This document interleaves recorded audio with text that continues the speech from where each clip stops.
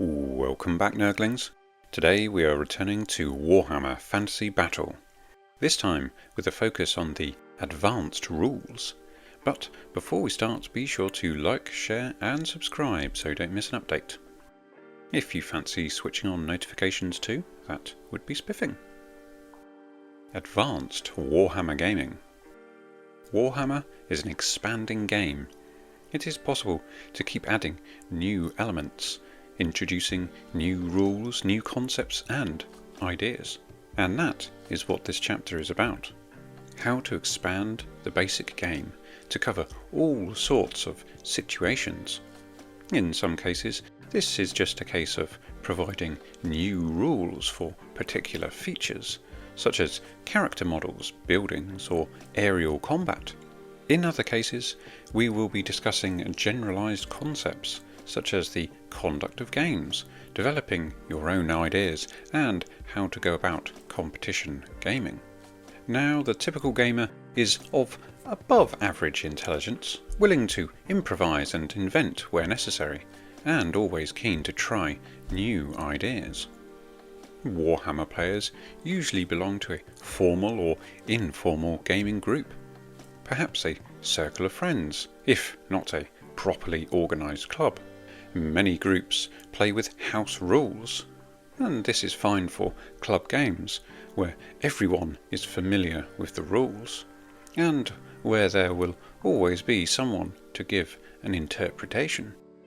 However, for strict competition between unfamiliar gaming groups, it is necessary to stick to a more formal version of the rules to avoid confusion. This section therefore contains far more rules than we would have liked. In many of our own games we would simply rely on common sense to cope with a situation, or if the game involved new troops, we might make up some new rules before the game. However, this is obviously not good enough for strict competition. To facilitate competitive battles, comprehensive and detailed rules are provided. It is often the case that a particular situation can be represented by several methods, and GMs may wish to develop their own rules to improve upon or replace those given here. Only in competition battles between unfamiliar players or formal competitions organised by a third party is it absolutely necessary to stick to the rules as given. Points values. Working out equally matched armies is always tricky. How, for example, are we to compare a huge fire-breathing dragon with a diminutive goblin? In theory, it should be possible to allocate each model a numeric value, adding extra for armour and weapons, so that players may agree to meet with 500, 1000, 2000 or whatever points of troops on each side. In practice, this is more problematic than might be imagined. In the case of the goblins and dragon, the goblins are completely unable to harm the mighty creature. Their arrows bounce off its tough skin, and their blows barely scratch its armoured hide. No matter how many goblins attack it, they will lose. All the dragon has to do is slay a few at the front, and the rest will run away. This situation is not unreasonable. Goblins are just too feeble to harm so mighty a beast. However, this tends to make nonsense of any points values attributed to the sides. Because Warhammer is a fantasy game, some creatures have special vulnerabilities or powers, which make them better in some situations than others. The points value system we give here is intended to be used in conjunction with Warhammer armies. As long as the points values and Warhammer armies are used together, a reasonably fair game should result, providing, of course, players choose their armies effectively. No points value system can compensate for dumb decisions. If a GM is organising an informal game and is prepared to work out the sides himself, balancing forces according to his own common sense, then so much the better. Points values can be ignored, and providing all involved have an enjoyable game, what does it matter? This is easy for an experienced GM and produces a far better game. The table in the bottom right details the intelligent races, i.e. anything and everything from beastmen and centaurs to demons and elementals. Oh wait, what? Elementals are 1000 points? Sheesh. What follows is the basic points values for weapons, armour, modifying weapon and armour values, riding animals and other creatures, the ignoble use of magic armour, and finally musicians and standard bearers. Nigel Stillman would be proud. Weapons. So we've seen how missile weapons have different ranges and effects, and we have also made note of the fact that different close combat weapons might have their own unique capabilities, although so far we haven't discussed this in any great detail. In this chapter, we look at missile and close combat weapons in detail, providing special rules for each and suggesting appropriate tactics. That's more like it. I want to know the best way to use those halberds and crossbows. As we've already covered in the previous video, many players will assemble a force in which every model is different, which means many will be armed and armoured differently within the same regiment. This is fine, as we can take an average or simply invoke the counts as rule. Now, I'm not a big supporter of the counts as rule, as this implies you can grab a dragon and use him as a griffin or something like that, and that's just not on. If you want a griffin, buy and paint a griffin. Of course, leaders, musicians and standards are expected to be armed and armoured the same as the units they inhabit. Anyway, let's talk about units with multiple weapons, such as archers.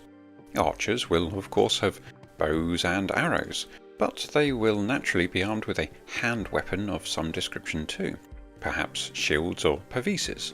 That is to say, oblong shields used during the late Middle Ages, in which case they have a variety of rules that apply to them. To unpack this further, there is no reason why troops shouldn't carry as many weapons as their encumbrance allows, much like a Roman legionary. However, it may simply not be affordable to have these super troops with every possible combination of weapon under the sun, and still remain within the allocated points limit. Now we go into the technicalities of each weapon, and the list is exhaustive, covering everything from hand weapons to spears. Missile weapons. Whilst we have covered missile weapons to an extent in the shooting section, here we have every possible shooty thing that you might need for your fantasy scrap. We cover bows, crossbows, throwing spears, blowpipes and more, plus for those of you more aligned to the dwarves and empire factions, you will appreciate the addition of gunpowder weapons in this list, including everything from the noble arquebus to the infamous Torinoko grenade. Character models. This section introduces those important elements of any fantasy novel, film or game, the heroes. For the sake of convenience, we shall refer to any single model which acts independently as a character model.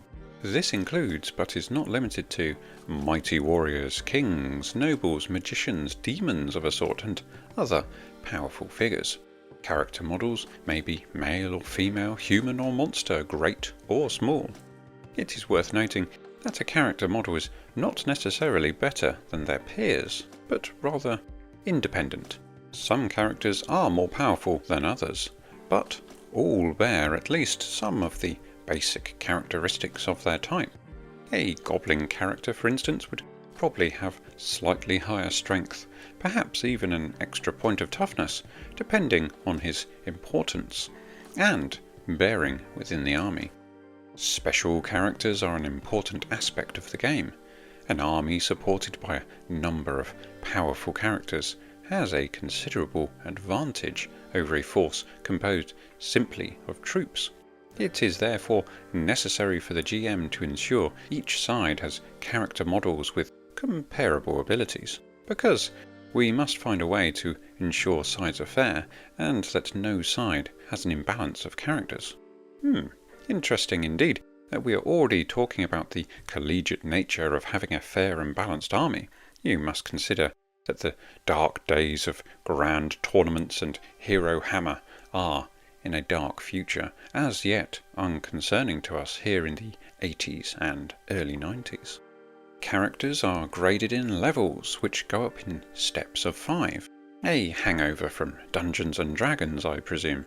A character model is therefore of level 5, 10, 15, 20 or 25, the maximum level.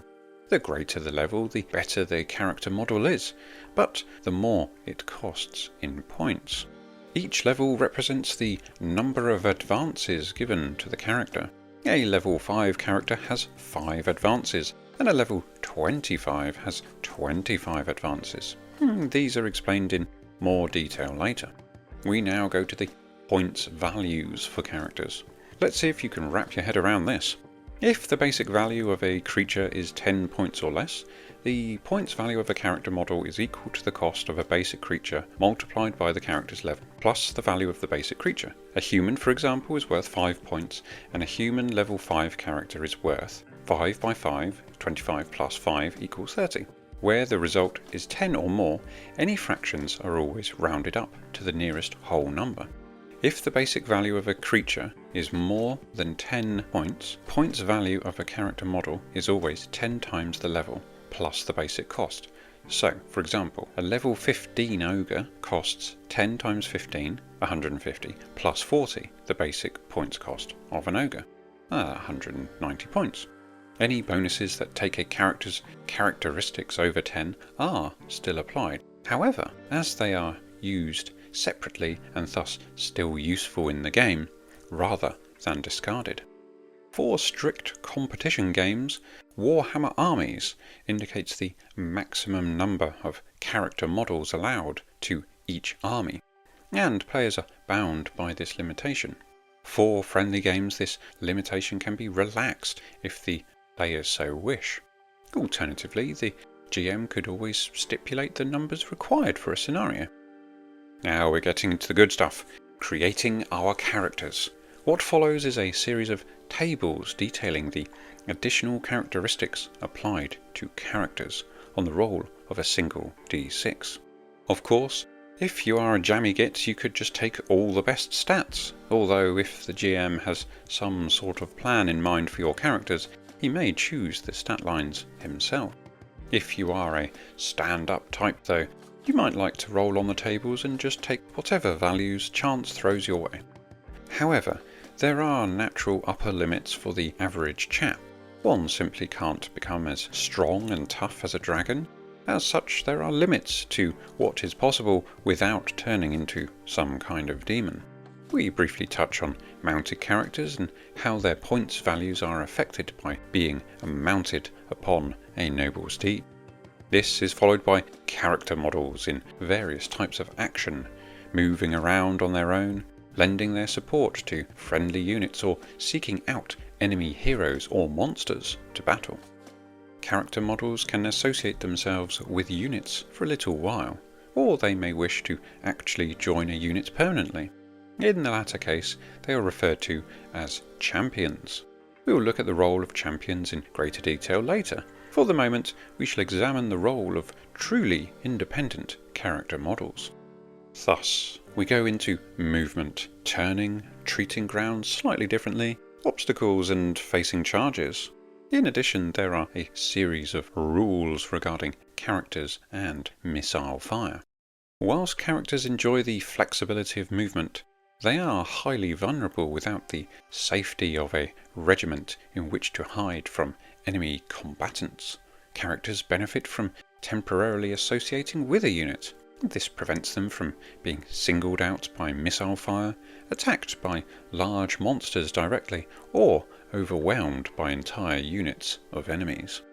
Interestingly, we then detail what happens with characters who have different psychology than the unit they have entered.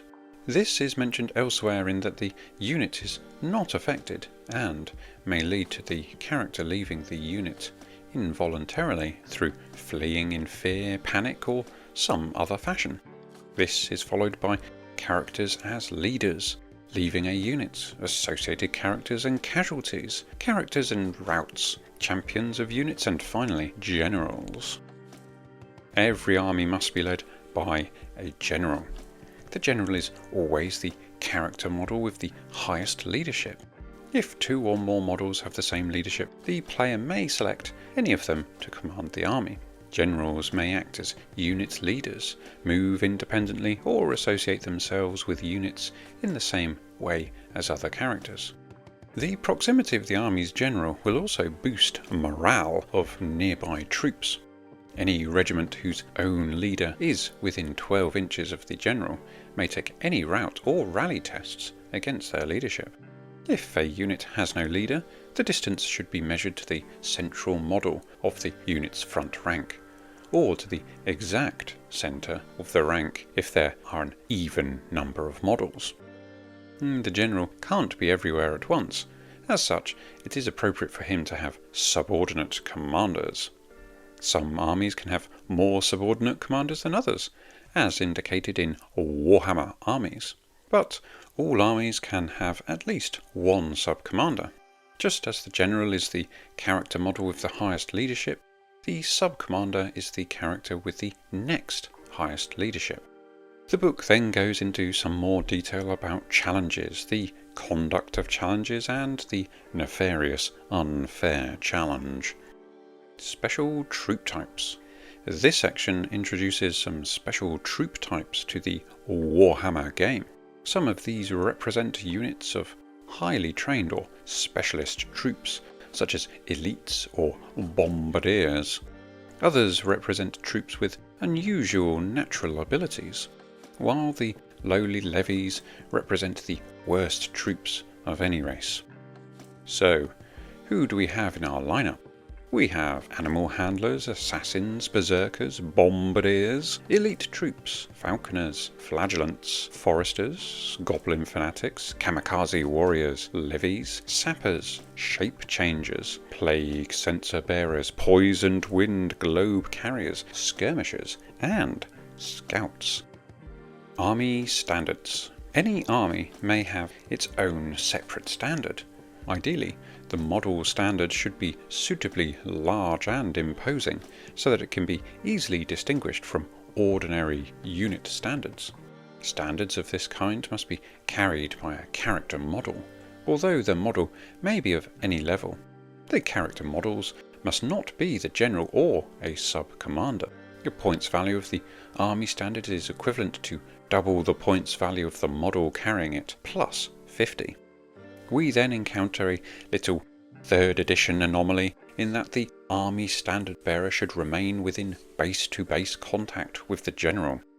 If the general is slain, the standard bearer may associate with a unit, but will lose all of its bonuses for the rest of the game. This was changed drastically in later versions of the rules, with the army standard being able to roam the battlefield and bolster units as appropriate, which made a lot more tactical sense. Anyway, an army standard functions like a normal unit standard for the unit it is with. If the unit also has its own standard, its close combat resolution bonus of +1 is cumulative with the army standard, so the unit adds +2 to the number of casualties caused each round. If any friendly unit within 12 inches of the standard should rout, the player may take the test again. If any friendly unit within 12 inches takes a rally test, they may add 1 to their leadership score. As the army standard should be next to the general, typically this test is then taken against the leadership of the general, +1, but his leadership may not be taken above 10. We then cover the ramifications of losing one standard. As we talked about in the previous video, it's not something you want to happen, no sir. Baggage. Now we're talking. Baggage is what it's all about. Without a baggage train, how are you going to provide the necessary provisions to keep your army fed and watered? If you don't have a baggage train, I suggest you put all your other projects on hold and immediately build one out of balsa wood, matchsticks and PVA glue. I'll wait here whilst you do so. All done? Great. Now you're the proud owner of a brand new or possibly an existing baggage train. let's talk about it. Large armies must be properly provisioned with food, ammunition, equipment, clothing, and items conducive to the comfort of the troops. As well as the fighting warriors, armies will therefore tend to acquire numerous camp followers in the form of butlers, civilian drivers, women, folk, and even children. When an army enters battle, all unnecessary personal gear such as cooking equipment and bedding is sent to the rear, together with the army's wagons, tents, and camp followers. This conglomeration of stuff and personnel is affectionately called the baggage. The baggage is protected by a rough circle of wagons and defended by the civilians, women, and such troops as are unable to take to the field due to injury or illness. Naturally, with all the good stuff up for grabs, it is a prime target for an enemy unit. Any army of 1,000 points or more may include a baggage train at no extra cost. A side does not have to have a baggage train, but, as we've already discussed, it is unacceptable not to have one. If a side has an unlooted baggage train at the end of a game, 100 victory points are awarded. Looting and capturing the enemy's baggage is also worth additional victory points. Baggage is represented on the tabletop by 1 wagon and 5 civilian models for every full 1,000 points in the army. As mentioned before, this costs no extra points. The baggage is arranged into an area as indicated by the table. The baggage area must be placed on the table before any other troops, including advanced forces. If both sides have a baggage area, each rolls a dice, and the lowest score places first. A baggage must be placed along the friendly table edge, no more than 6 inches from the edge of the table. Because the baggage area is so full of goodies, attacking troops must test for frenzy or lose their minds in the spoils. Troops immune to psychology like the undead are unaffected, whilst those particularly keen on their grub like halflings will charge baggage trains automatically. I'm not sure why they singled out halflings here, but hey, them's the breaks. Once attacked, the baggage civilians form up and fight as a makeshift unit, and combat is fought as normal. Again, we see that halflings get some special treatment, adding +2 to their 2-hit rolls, and +2 strength too. Sweet baby Gork, what's going on? When a unit attacks a baggage area, it is the baggage which is the main target, not the defenders. Therefore, when a defending unit routs, the attackers do not pursue. If the baggage is now undefended, the victorious unit begins looting, which it continues to do so until a successful leadership test is made at the beginning of that side's turn. A looting unit may do nothing else. Once it ceases looting, the unit will reorganize its ranks. The unit may not move during its next movement phase, but is then considered to be back under control. A non-looting unit in possession of a baggage area is judged to have occupied and captured the baggage for victory conditions, so long as at least 5 models remain with the baggage until the end of the game. Models may be detached from the unit to do this. Of course, a player may attempt to recapture a baggage area and thus deprive the enemy of the victory points, but once it has been looted, it is worth nothing to the side to which it belongs. Beasts of war. Horses, wolves, boars, or similar sized creatures are termed riding animals. A riding animal and its rider are treated as a single entity. All missile fire and hand-to-hand combat blows are directed against the rider. When a casualty occurs, both rider and mount are removed. This is a very convenient system for dealing with cavalry. However, for larger animals such as mammoths, a different approach is required. Large beasts may be ridden only if this is specifically stated in the bestiary, which we will come on to in a later video. Many of these war beasts may have 1 or more crew, often occupying some sort of howdah or other special structure carried on the war beast's back. In the case of these larger war beasts, missile fire and hand-to-hand combat blows are struck either against the warbeast or the rider or crew.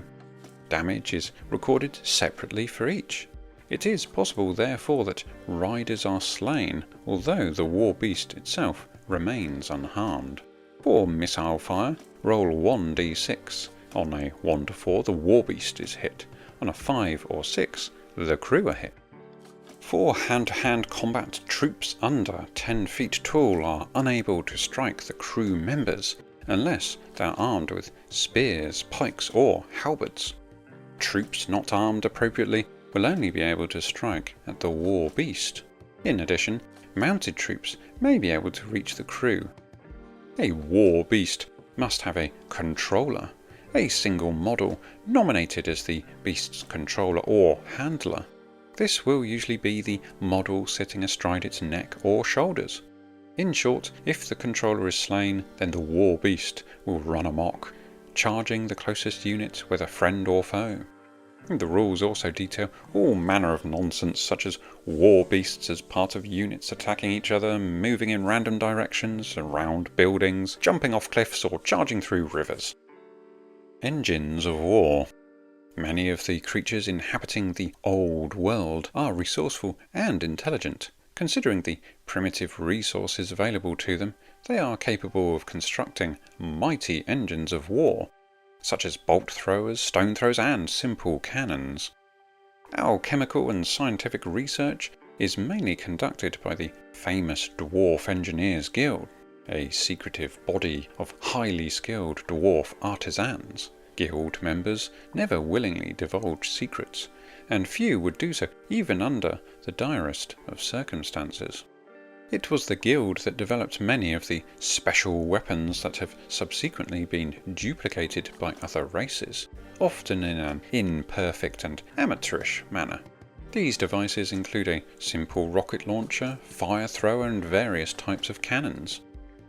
The thrust of dwarfish research has been much preoccupied with the application of steam power and mechanics, as a result of which several prototype steam engines have been constructed. Perhaps the most famous of all these pioneering projects was the construction of the steam ship Volkswagen by the dwarf engineer Sven Wetback Hausfriesian. Although a practical success, the Engineers Guild considered Sven something of an eccentric. He was persecuted by the more traditional members of the guild and eventually forced to endure the embarrassing trouser legs ritual and expelled. Since Sven's expulsion, the guild has broadened its outlook somewhat, and several of its younger members are known to have constructed engines powered by steam and alcohol vapour. We then cover some rules detailing crew sizes of war engines, ranges, strengths, saving throw modifiers, wounds per hit, and organising your engines of war. This is followed by points for crew members, crew loss and attacking engines. The war machines available to your armies range from bolt and stone throwers, cannons, mortars, organ guns, flame cannons, portable weapons, rocket launchers, fire throwers, warp fire throwers, sky rockets, and kamikaze rockets. Chariots. One does not simply walk into Mordor, one uses a chariot. Chariots are fearsome weapons, the more so when pulled by aggressive creatures such as giant wolves or boars. Chariot models do not come supplied with their own base, so you must be prepared to make your own. Now we're talking. I like to use 3mm thick laser cut MDF bases for my chariots. If they're pulled by a couple of beasts, then I usually go for 50mm by 100mm to keep them uniform with the large infantry bases and cavalry bases in the army. Now, some of you might not remember this, but back in the good old days, chariots were arranged into units of between 1 and 6 models. I seem to remember this being done away with come 4th edition, mind you, but please feel free to correct me. Anyway, unlike normal units, chariot models do not have to remain in base-to-base contact, although they must remain within 4 inches of each other. One chariot must be nominated as the unit leader, functioning exactly like any other unit leader. If the unit has musicians or a standard, these are placed in the same chariot as the leader, and may be carried by other crew members, strapped to the chariot, or utilised by the leader himself. Chariot speeds are modified by the number of creatures pulling it. As you might expect, a single beast will only be able to pull a chariot slowly, whilst two or more can pull it much faster. Further to this, there are different types of chariots: heavy, light, and wagon. This is denoted by how many draft creatures are pulling the chariot. Heavy is 3 to 4 draft animals, light is 1 to 2, whilst naturally a wagon is a wagon, i.e. a chariot with 4 wheels. We cover a little about moving, wheeling, crew numbers, charging and dealing with missile fire, and hand-to-hand combat. There is a chariot damage chart, some rules about taking casualties and running amok when crews are killed, the effects of that pesky stuff called terrain, the results of close combat, using wagons as cover, as might be appropriate for a baggage train for instance, special mounting and dismounting rules, characters in chariots, and the points value of such things. Why, that's a lot of stuff about chariots. Aerial movement and combat. Many of the creatures of the Warhammer world have the ability to fly. Some can even carry a rider whilst doing so. Flyers are moved during the movement phase, as you might expect. They have maximum and minimum flight speeds and are governed by acceleration and deceleration, and how many turns one is required to make during flight. I must say, flying is already sounding like a rotten old ball ache. We then go into what has to be one of the most convoluted rules of 3rd edition, and that is flying height levels. It's not enough to simply say one is flying, but we must ascend into the heavens through a series of altitudes, ranging from ground level to attack level, level 10 plus, level 20 plus, level 30 plus, and level 40 plus. In theory, there is no limit to the number of levels, if you so wish to introduce them in your house rules. Although, for the sake of your sanity, I suggest you don't bother. Now, if I go through the flying height rules in detail, I suspect I'm going to lose your attention pretty quick. Suffice to say, they are an arduous read for someone who rarely bothers with flying creatures anyway, preferring good old-fashioned regiments to win the day. In short, we have height levels, flyers as targets, flyers as shooters, aerial shooting, combat against ground troops, defending against aerial attack, procedures for ground to air combat, aerial combat, breaking from combat, flying models used as mounts for noble heroes, dropping stuff, and the devastating crashing of flyers into the ground.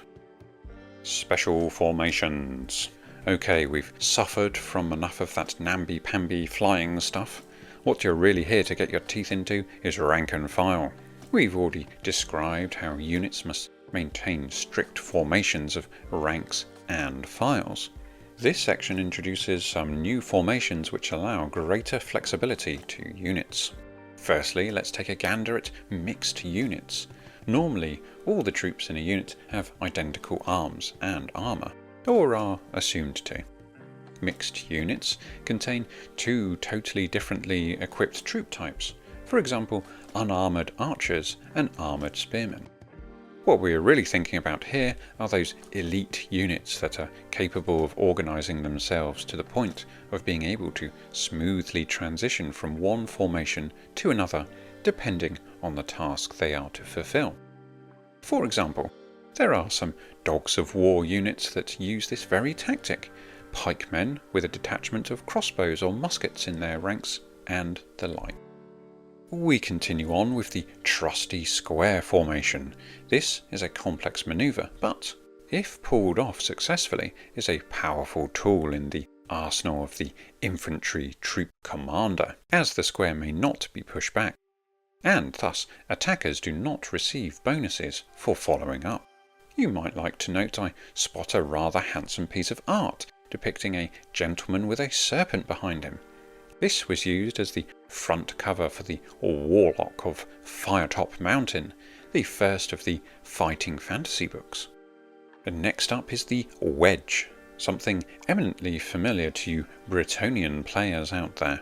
This is a powerful attacking formation, and if delivered with gusto, can penetrate enemy regiments using successive ranks to fight as the charge progresses, all within the same turn. If the wedge makes it through the enemy unit, it causes an immediate rout test, regardless of casualties caused. Perfect for breaking pesky units of archers flouncing about in single file. Now that we've talked about the wedge, we also have the archer wedge, which allows concentration of missile fire from a narrower frontage. The shield wall is up next, giving the unit an overall +1 armor save. However, the unit may not move. This is great for receiving a charge though, so must be used at just the right time. Similarly, the testudo formation grants +2 armor save to the unit. However, movement is slowed to half rate. Unfortunately, this formation is of no use in hand-to-hand combat, and is only to be used against missile fire.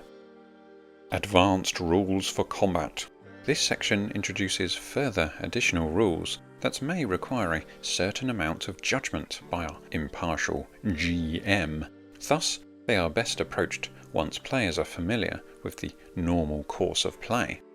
We have pivoting pushbacks, multiple combats, continuing charges, the interpenetration of friendly units, a voluntarily withdrawing from close combat, poisonous attacks, wrapping around, something you may remember from numerous editions of the game, and finally retiring or reforming regiments.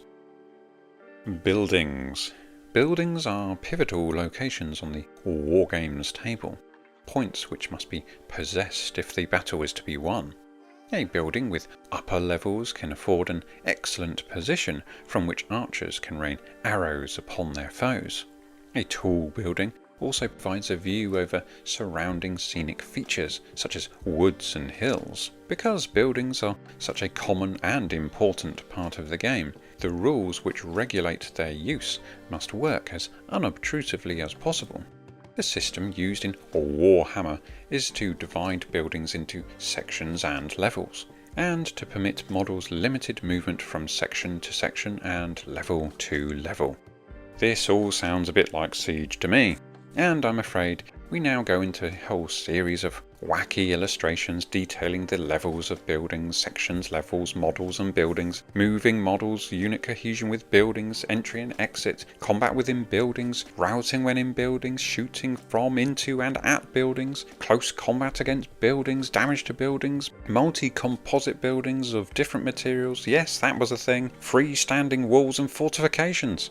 Ugh, what a load of stuff to think about. Fortunately, we did away with a lot of this gumph in later editions when we realised the real fighting is all down to manoeuvre warfare on the battlefield. Plus, buildings in general tended to be small hamlets and the outskirts of villages, so regiments tended not to get bogged down in them. Fire on the battlefield. Fire-based weaponry has two distinct applications on the fantasy battlefield: to set fire to buildings and to destroy those creatures described in the bestiary as flammable, you naughty mummies. There are also some creatures which dislike fire and have psychological reactions associated with it, such as wolves, which must take panic tests if attacked by fire weapons.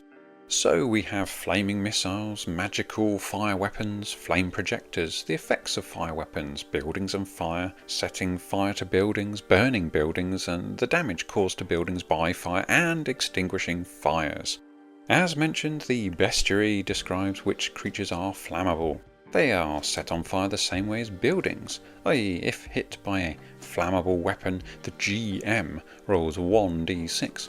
And if the roll is higher than their damage points, read wounds here, then the individual is set on fire. We detail the rules for chaps on fire and the psychological effects of dudes on fire too. Scenery for competition games. When fighting an informal battle amongst friends, scenery can be placed in any mutually agreeable way. A particularly good method is for one player to set out the scenery before the battle. The other player then has the option of placing his troops on either table edge.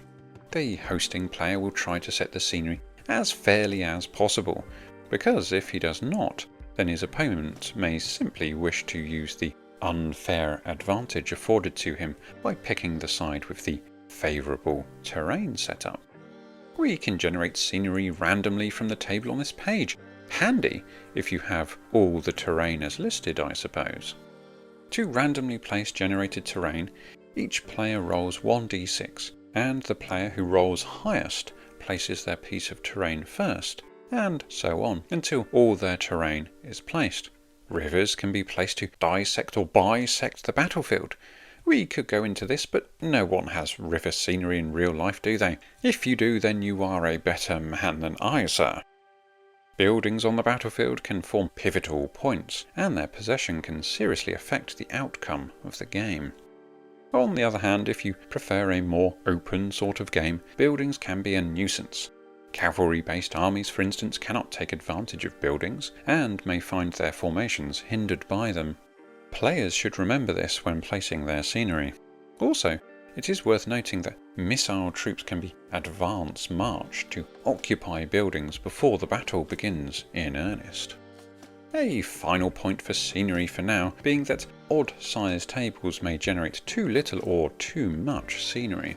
If your playing area is different from the typical tabletop setup, you may wish to modify the tables for random terrain generation. Deployment. When armies are first placed on the game's table, they must be positioned in the army's deployment zone. This area is defined as anywhere within 12 inches of the friendly table edge, but no closer than 12 inches to either of the table sides.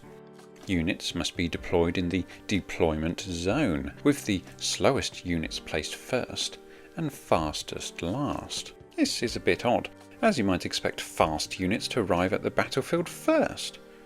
Again, an example of overthinking every rule to the nth degree, something you might have noticed with this edition. Special deployment follows. It informs us of advance forces, trailing forces, outflanking forces, aerial troops as advance and trailing forces, and creatures as advance and trailing forces. Note: advanced forces are usually worth the gamble. Once troops are in a defendable position, it is difficult to shift them.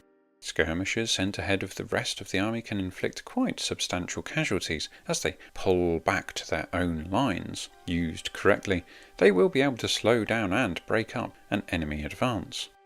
Before deploying your army, try to evolve an overall strategy. Merely lining up your units across the table is a recipe for disaster. Relying on the fact your troops are better than the enemy is also sheer folly. Think about what the different parts of the army can do, and try to develop a plan that uses their abilities. If you have lots of missile troops, use them as skirmishers and deploy them across the enemy's line of advance.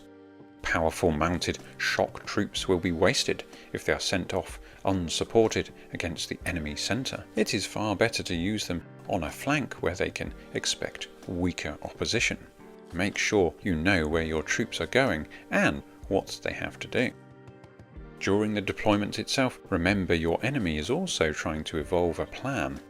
Keep an eye on what he's doing and try to guess what he's trying to do. If a clear threat to one of your flanks begins to emerge, you must react by either reinforcing to counter or deliberately weakening it. A weakened flank may be able to hold up the enemy for several turns while the rest of your army advances. Meanwhile, a few regiments placed behind your centre can be turned to meet any threat from the flanks. Winners and losers. Of course, it is only natural for there to be a winner and a loser by the end of the game. However, how long does one play until victory conditions are met? It is suggested methods of establishing length of play can be the following: sweeping one's enemies from the field, playing until one side capitulates or is totally destroyed, a set number of hours or turns. Finally, for today, we learn of victory points. 50 for the occupation of a hill, 50 for controlling specific zones upon the tabletop, 100 for a bridge, 50 for slaying a general, 100 for defending one's baggage, 50 for capturing a standard, 100 for capturing an army standard, 50 for your enemy's baggage area being looted at the end of the game, and 100 for your enemy's baggage being captured. So that's it for today. We learnt how to play the game like proper beards by using the right weapons against our enemies, the importance of defending one's baggage train, the use of beasts and engines of war, lamented the nonsensical flying rules, talked about special formations and what they are best used for, setting things on fire, making best use of scenery for advantage, and deploying properly. I hope you enjoyed this video as much as I did researching and rereading my battered old copy of Warhammer Fantasy Battle. Anyways, thanks very much for watching, and I'll catch you on the next one.